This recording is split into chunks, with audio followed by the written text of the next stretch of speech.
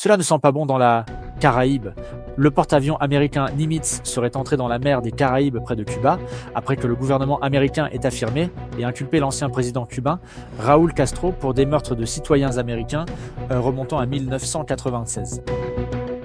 De son côté, Donald Trump a déjà déclaré vouloir mettre fin au régime actuel de Cuba, mais ce qui choque beaucoup de personnes, c'est que certains pensent donc que les États-Unis cherchent quand même une raison pour attaquer Cuba.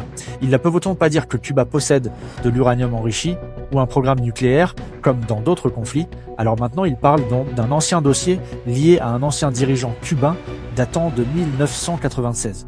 Franchement, cette histoire devient très compliquée et très sensible.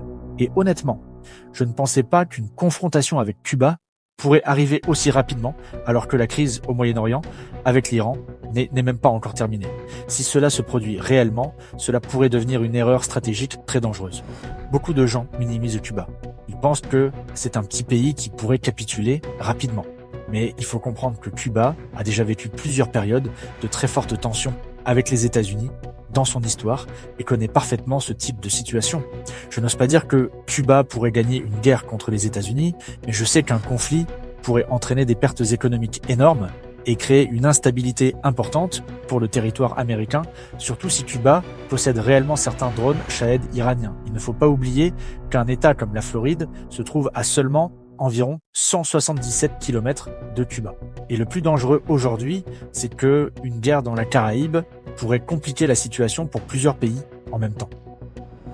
J'ai déjà expliqué que Haïti représente une position géographique très avantageuse pour les Américains en cas d'opération contre Cuba, car le territoire est proche et pourrait servir de zone stratégique pour encercler Cuba.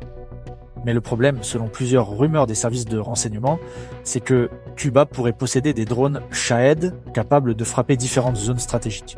Une guerre dans la Caraïbe ne toucherait pas seulement Cuba ou les États-Unis. Toute la région pourrait entrer dans une période d'instabilité économique, politique et sécuritaire extrêmement dangereuse.